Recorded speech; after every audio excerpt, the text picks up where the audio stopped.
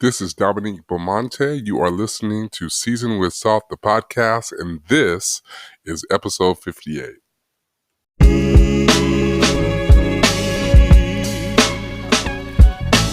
Season with salt, with salt. Season with salt, with salt. What's up? This is Dominique Beaumonte, and you are listening to Season with Salt, the podcast.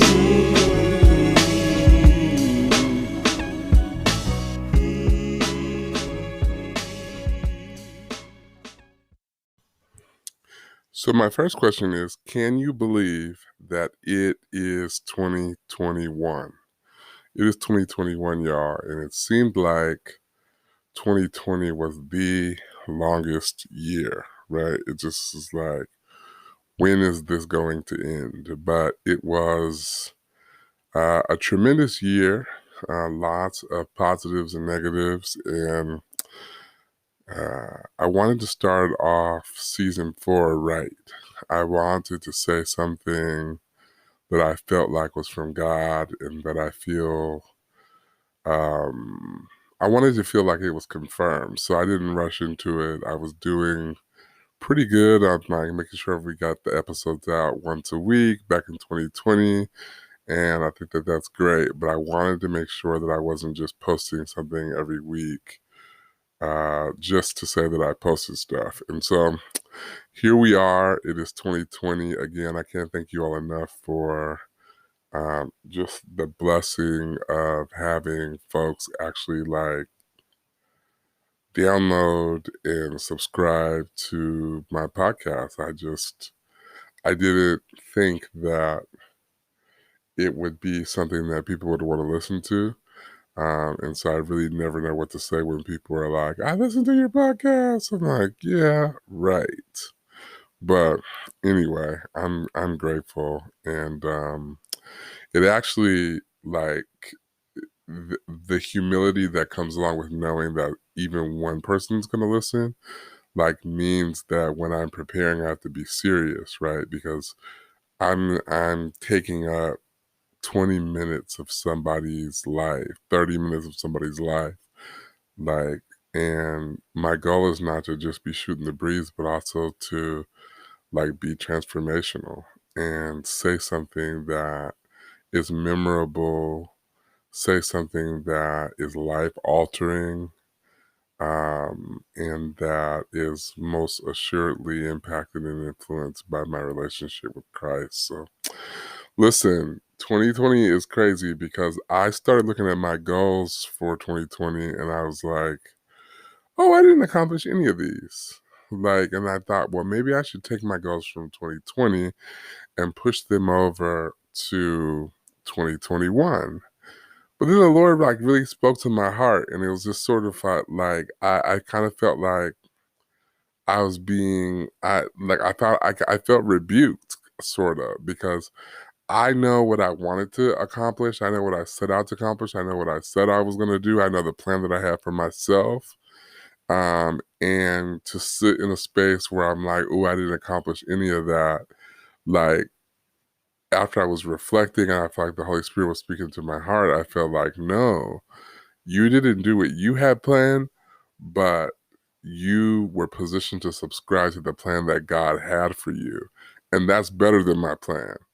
And so things may not have been ideal. They might not have been like according to the way that I planned them. But I believe that to an extent, God's will was done through my life. And I was also exposed to things that I had not planned to be exposed to. I was exposed to people that I had not planned to be exposed to.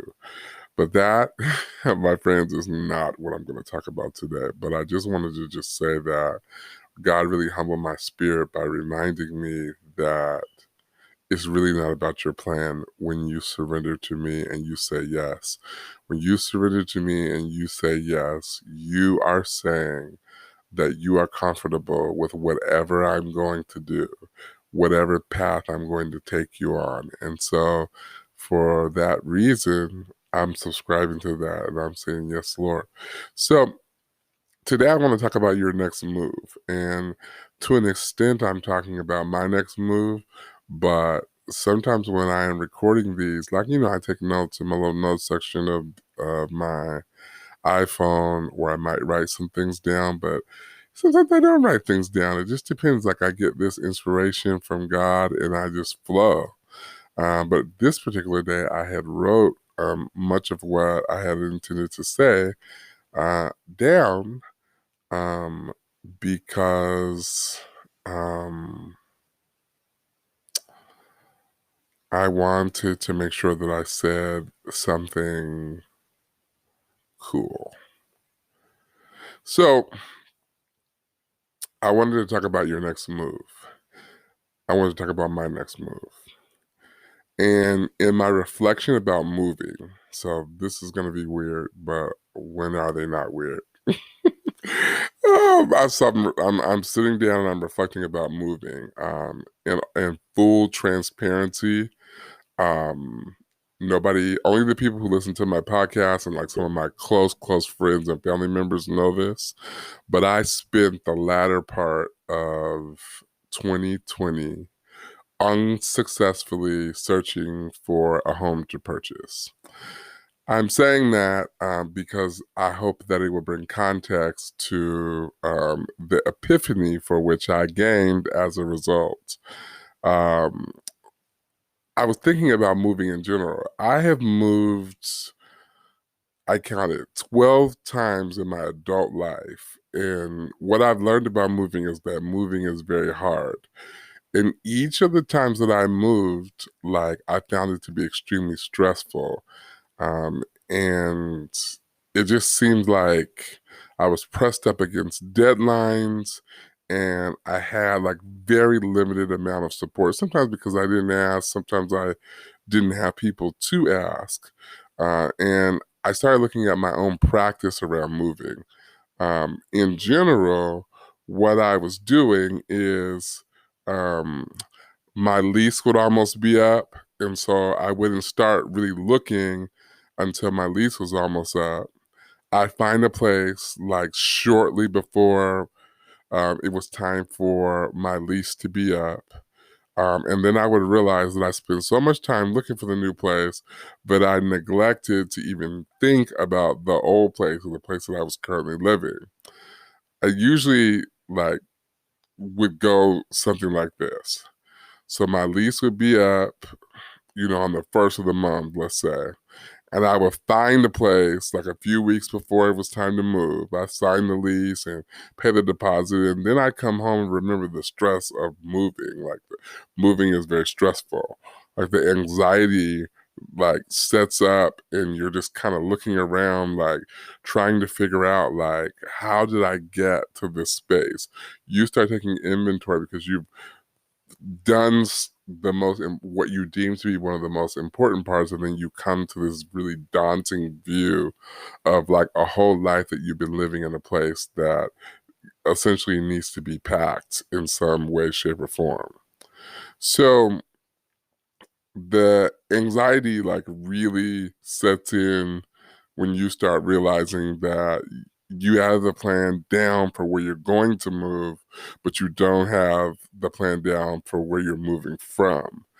And, the anxiety of knowing that there's organizing and packing and cleaning and shifting and expecting, things to happen and to things to move. There's just so much that's going on. And in my contemplation about moving, I realized what my personal problem is. I get in this mode to move, um, and I get so overwhelmed with moving that I don't think about where I'm going. And so the designation of my new place, like, so often dictates when I develop a strategy to vacate the old place, which results in all this stress and unnecessary expenses and unreasonable expectations of other people. And so when I had this epiphany, I really had to ask myself, what do I need to do to prepare for my next move? Like in the natural, but also in the spiritual.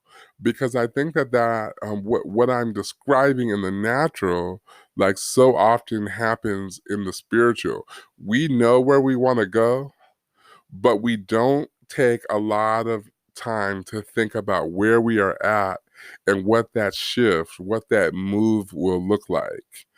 And sometimes we get so overwhelmed by the energy that it's going to take to move because of all the things we have to do at our old place that we even become discouraged in our in moving to our old place. So in this epiphany, I really started to ask myself, if I want to move and moving is necessary, then what are some necessary actions that I need to be taking to prepare for this move?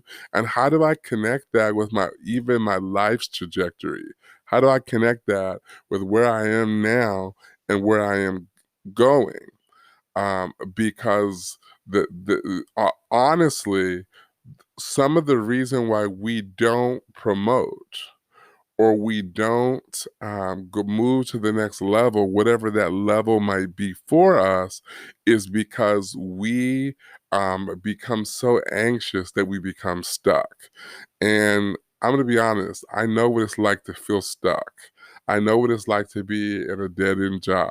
I know what it's like to be in a situation where you're in an unhealthy cycle with people and systems and things and really not know what to do. And so I made a list of things that I feel are really important for somebody who is moving from one place to another.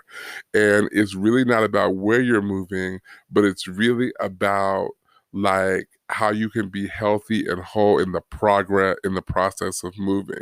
So the first thing is, when you're thinking about um, what do I need to do to prepare for my next move, I was thinking about living like you're moving in anticipation.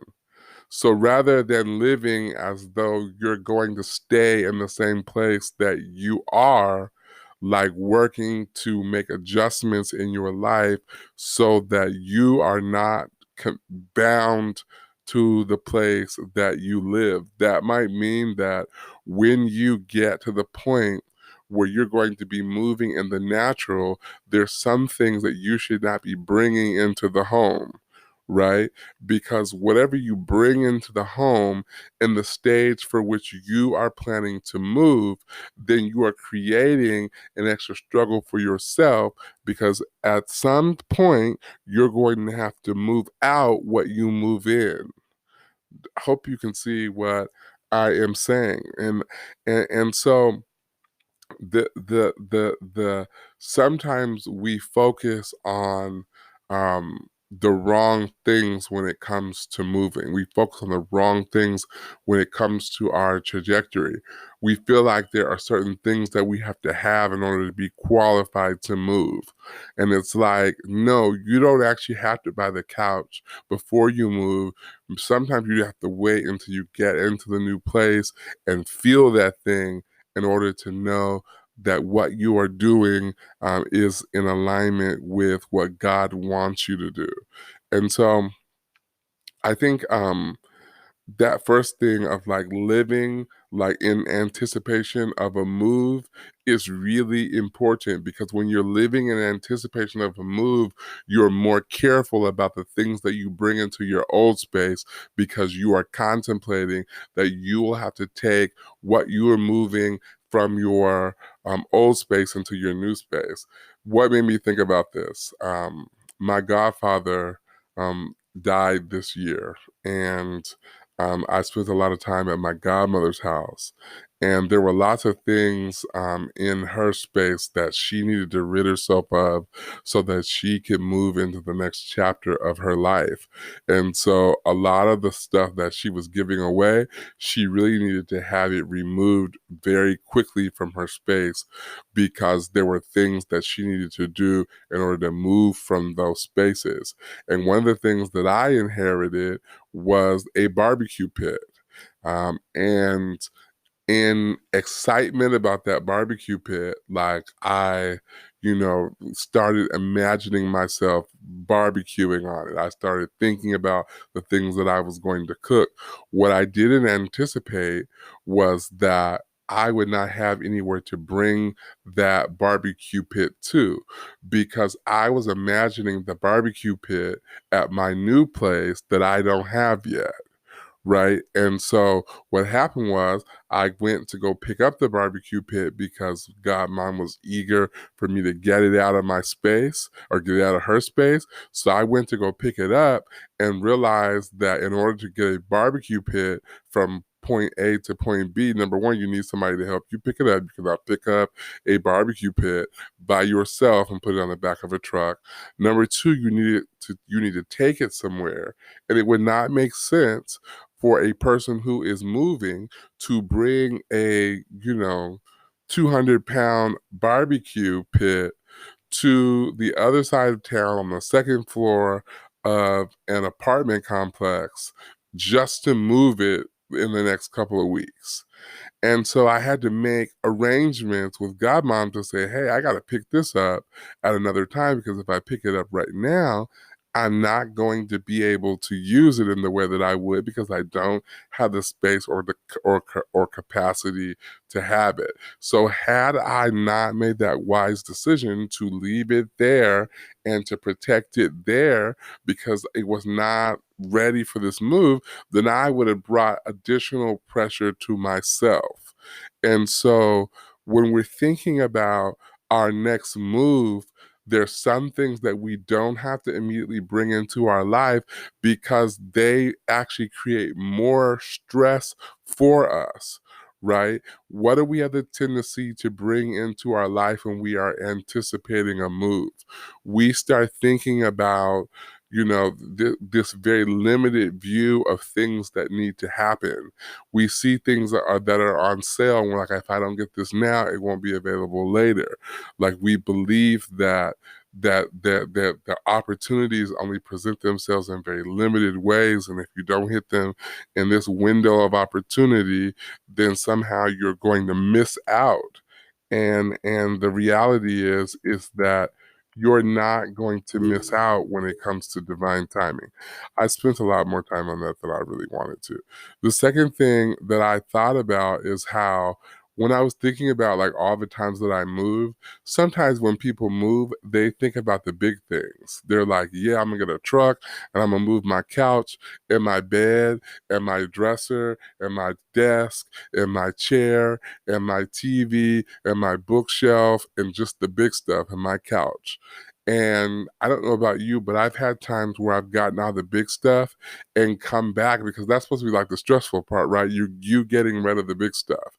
And when you come back from unpacking the big stuff and you become overwhelmed by the little stuff because it's everywhere, right? And so sometimes it's best for us, we cannot discount the little things that seem trivial now, but will have an influence on our move, right?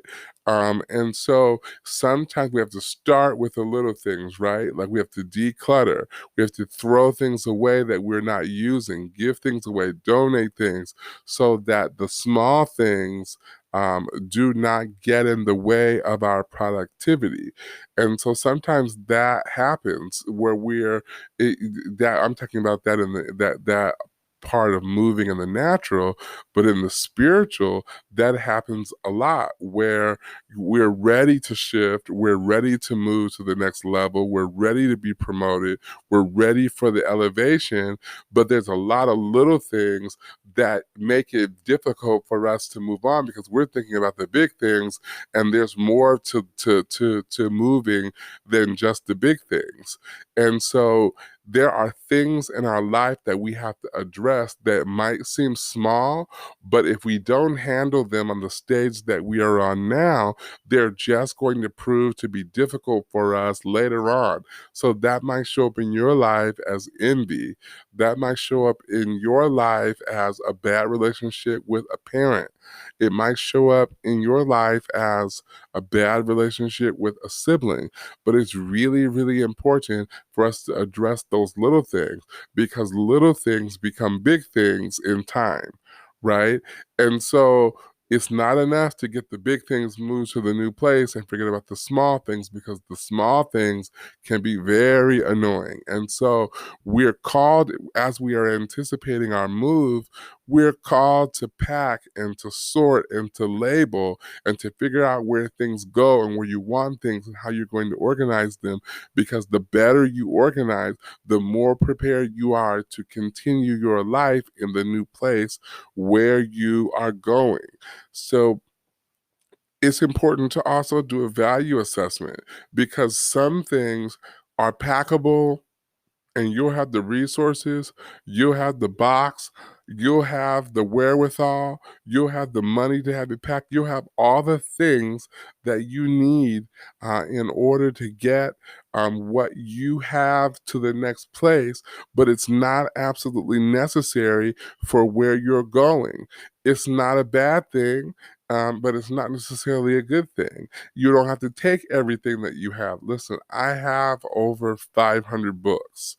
And recently I threw a large number of them away, because I realized that the reason why I have 500 books is because people know that I like books and they will give me books. And even if they're books that have nothing to do with my interest or appeal to me, I will still take the book because I love the idea of getting a book as a gift.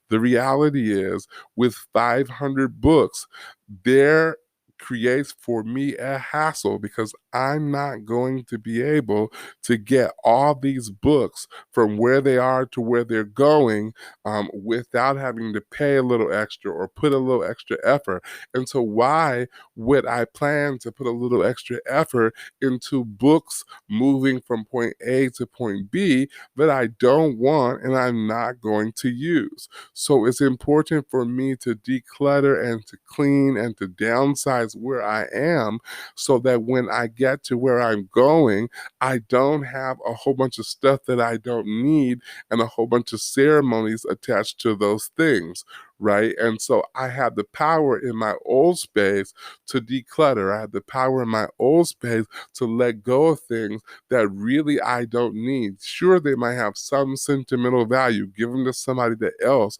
that can use them, but it's important for me not to take more with me because of just really trivial reasons. So I've got to watch what I add. My strategy for finding a new place has to be as strong as my strategy for leaving the old place. Right? So just as I'm intentional, when you're looking for a new place, you get in the car, you meet your real estate agent, or you meet the property manager for the place where you are going, and you are vigilant in your work to find some place to go. Sometimes it's an everyday thing. You're going on your lunch break. You're going when the day is over. You're doing whatever it is that you have to do to make sure that you find a place. And what I'm suggesting is, even more importantly, working to alleviate stress in your life while you're in the process of moving, so that when you after you have identified where you're going, you're more prepared than you would have.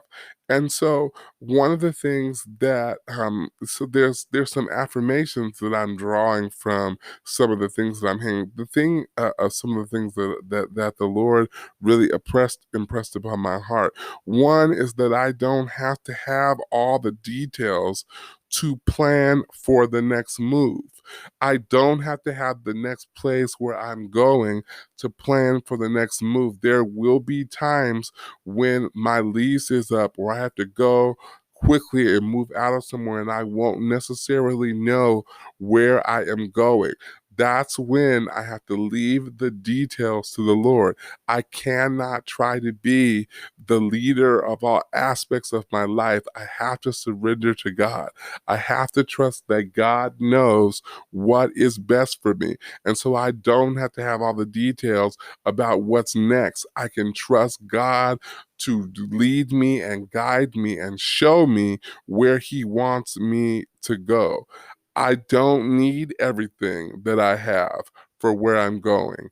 I don't need everything that I have for where I'm going. Some things in my little 1,000 square foot apartment are really valuable to this space. But no matter how valuable they are, when I go to the new place, they will not be valuable anymore because they are attached to a need that was developed in this place. But it doesn't necessarily mean that I will still have a need in the place where I am going.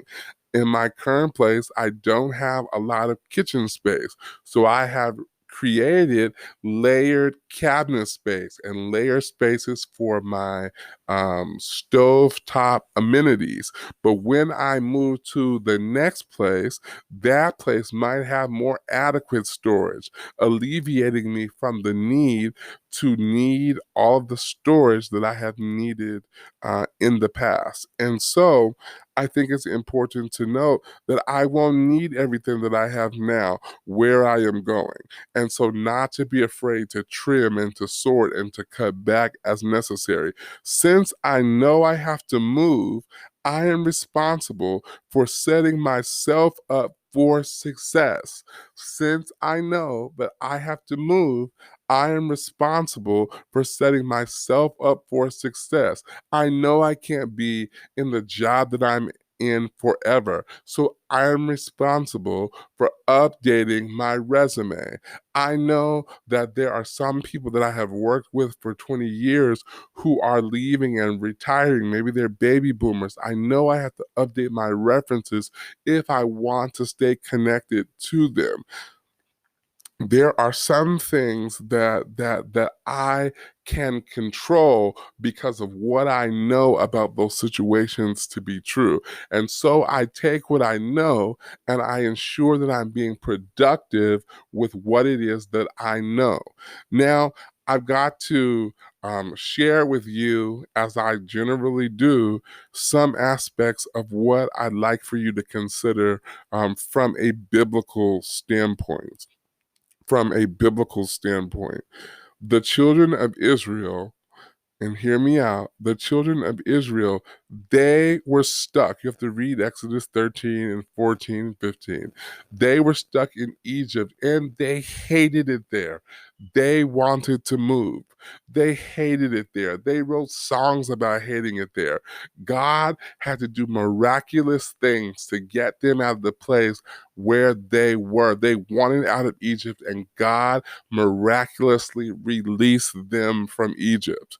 Moses and Aaron, their leaders, were responsible for ensuring that the prayer that they had prayed to get out of Egypt came to pass. The Bible says that after they had escaped, Egypt began to pursue them because that was the Lord's will.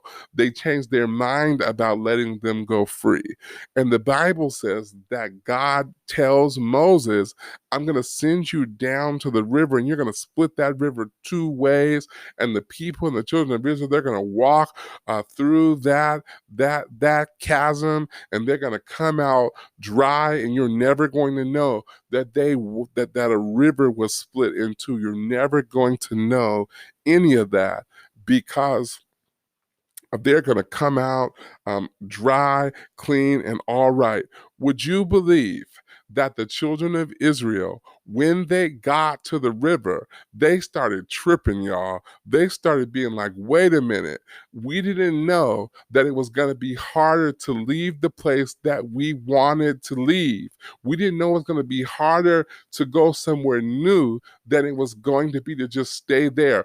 We would have rather gone with the enemy that we know.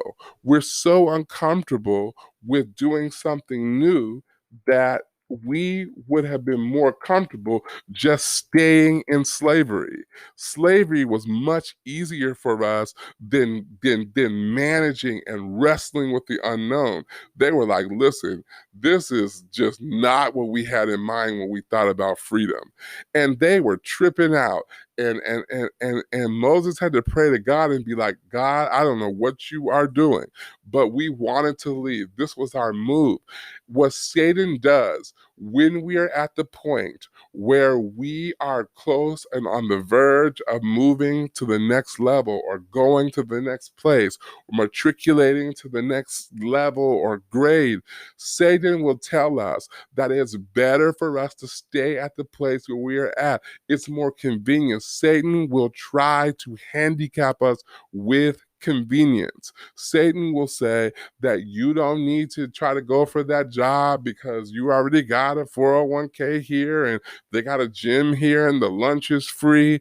Satan will start talking to you about how, you've been paying on your mortgage for 10 years, so relocating might not be a good idea. Satan, you just bought that new car and it's probably not a good idea to go to a job where you're going to have to be on probation for 6 months. Satan has all kinds of tricks because Satan is the enemy of progress. He doesn't want to see you go to the next level. He doesn't want to see you preparing for your next move because your next move could be the biggest move that you will ever make in your life. And there are some things, hear me out. I don't even know. I don't even know why I am sitting in Sacramento, California. I have no idea how I got there. I remember the spring of no, it had to be more like the of 20 fall of 2002. Maybe it was 2003. 2003. I had applied for grad school at a whole bunch of different places, had gotten far, had interviewed places, and really had put all my eggs in one basket. Ended up in a situation where I didn't even get into any of the grad schools that I applied to. But God miraculously allowed me to get this admissions job at a random university in the middle of nowhere, a place that I had never gone and I didn't know anybody. I rented a basement room from somebody that I found on Craigslist. Just crazy stuff. I decided that through the strength of the Lord, really, that that wasn't the life that I wanted to live. And if I gotten comfortable with the fact that I could not go to graduate school and that I just needed to kind of stay there and try to build a career where I was, then I would have never moved. And so, no soon after I was comfortably getting set up in this little town called Ashland, Oregon, I decided I'm going to apply for graduate school again. I'm not going to give up. I'm going to take advantage of the momentum that I have while I am here, right? And so sometimes the enemy doesn't want us to do that, right? Doesn't want us to be thinking about the future, wants us to get settled in what we have, right? Like, you better be lucky that you have this. You better be lucky that this happened. And so since you are expressing gratitude, for what's happened, like, then you need to settle. You need to stay where you are and just wait until a couple of years, and after a couple of years, it'll happen. Well, at that point, I had realized I really had nothing to lose. So I started applying for graduate programs. I didn't apply for the same ones that I applied for before, but I started applying for graduate programs in places that I had never been. And I decided that in order for me to really walk in the fullness of God, I had to do things that I was afraid of doing. I applied to go to the University of Nevada, Las Vegas, some schools in Georgia, and I got accepted to UNLV. I had never been there. I had never been to Las Vegas. I didn't go visit the campus. I didn't go to an orientation. I had never even stepped foot on Nevada soil. The first time that I got to Nevada was the day that I moved there to go to graduate school. And what I didn't know then was that my steps were ordered by God. I had to be willing to take a fearless step in the direction of my purpose, right? And that the ironic thing is that I would go there and I would get a graduate assistantship in alumni relations, and I would be managing the student tour guide club on campus, and they happened to be going to a national conference that was taking place in uh, Davis, California. And the professional staff member that was supposed to be going on the trip could not go on the trip because they got a new job on the other side of the country. And so the Office of Alumni Relations decided that since I was the graduate assistant, I should go. So there I was at the almost at the end of the tail end of my graduate program, and I was in this random city. It was my first time really in California, in this small city, and I enjoyed it so much that when I left after these 3 or 4 days, I was like, oh my gosh, I wonder if they have a job there. I applied for a job there and happened to be going to a professional conference that was in like the Midwest.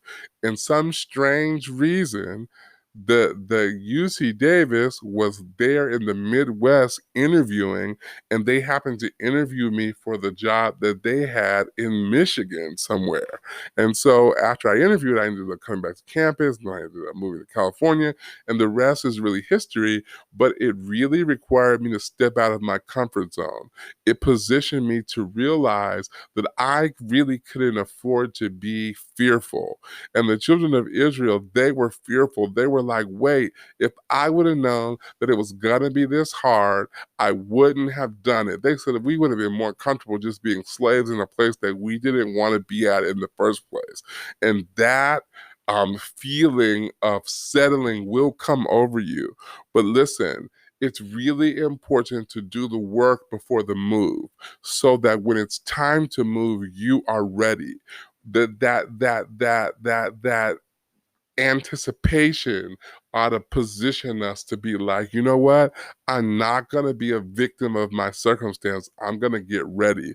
And as I was thinking about like my own like personal transition and moving to a new house and all the things that I'm anticipating are going to be happening in the next couple of weeks or what have you, I'm thinking about how all the lessons that I have learned about moving uh, have are in front of me, right? I can see those lessons in front of me, and I'm positioned to make a decision now that will impact my next move because I know what it's like to be moving alone. I know what it's like to be moving without a strategy. I know what it's like to have cold feet when I'm anticipating the work that it will take to move.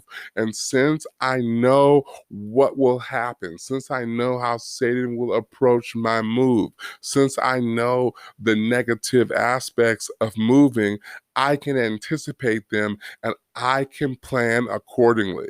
I don't have to wait until the last minute to recreate the cycle of anxiety in my life around moving. I can anticipate what will happen in the move, and then I can plan accordingly because I'm not going to be able to experience the joy of my new place if I do not make the choice to prepare now for where I'm going.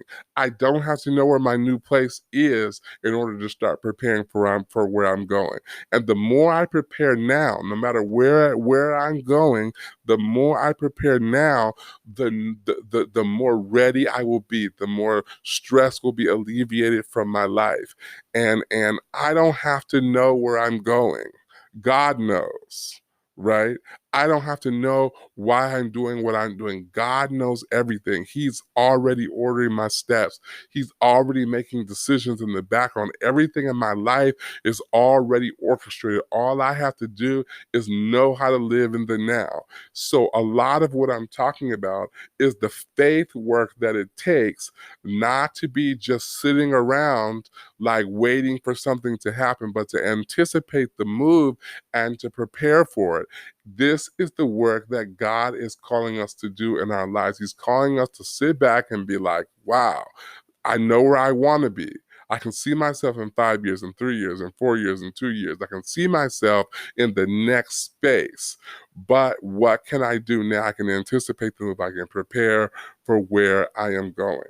I want to just close by this. I everything that I have discussed with you, um, everything that I've discussed with you today, the Lord was really ministering to my heart.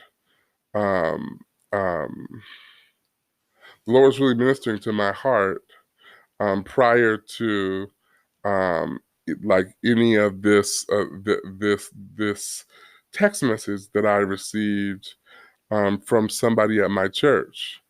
Um, and I want to see if I can read this text message because everything that I just talked to you, the Lord had been ministering to my heart like earlier in the day. And this text message that I received was like complete and utter confirmation of what I believe God is saying. I know this is a longer podcast.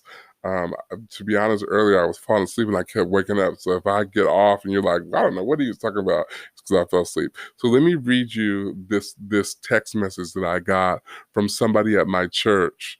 Remember, I told you that I didn't want to make a podcast episode until I knew it was from the Lord. And the confirmation I want to read to you that everything that I've said to you that I had it written down and ready to say. Later in the evening, this is what I got in a text message from someone. Okay, let me just again reiterate that everything that I have just spoke to you about, literally, I was laying in my bed early in the morning on January the 12th, and I was reading in Exodus, and I started to take notes on everything that I have just spoken to you. Somebody texted me asking me if I had some photos of their husband that I could share with them for some other use that they had. And I said, yes, I do have some photos. I'd be happy to send them to you. I'll send them to you tomorrow. The person responded with this. Remember, I have not discussed anything with this person. They know nothing. And I said that I wasn't going to record this podcast. In fact, I thought that I thought that this, what I'm talking about, was going to be something that I might like preach later on. I don't know. God was just giving it to me this morning after I lay in the bed. This is what this person sent to me randomly, completely randomly. You will drive yourself crazy trying to figure out how to stay where God is telling you to move from. Listen, family, a season comes to an end. Temporary relationships expire, and doors that God didn't open eventually close.